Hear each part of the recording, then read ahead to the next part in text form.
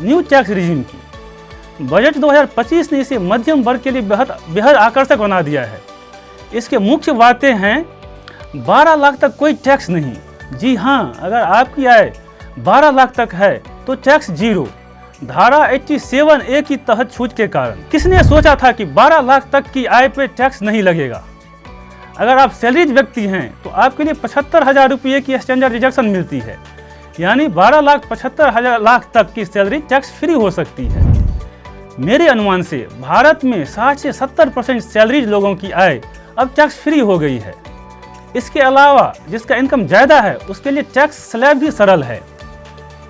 4 से 8 लाख तक 5%, 8 से 12 लाख तक 10%, 12 से 16 लाख तक 15%, 16 लाख से 20 लाख तक 20%, 20 लाख से 24 लाख तक 25%, 24 लाख से ऊपर 30%।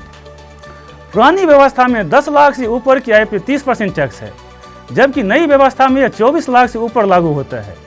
सबसे बड़ा फायदा, आपको PPF, ELSS, होम लोन जैसे निवेशों की चिंता नहीं करनी पड़ती है। यह बेहद सरल और सुविधाजनक है। लेकिन ध्यान रहे, न्यू टैक्स रिजीम में 12 लाख तक की आय पर टैक्स नहीं लगेगा।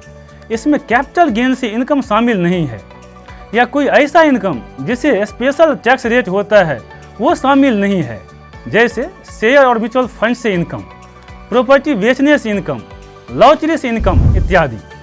अगर आपको यह वीडियो उपयोगी लगा तो लाइक करें, सब्सक्राइब करें और बेल आइकन को दबाएं ताकि आप ऐसी जानकारी पाते रहें।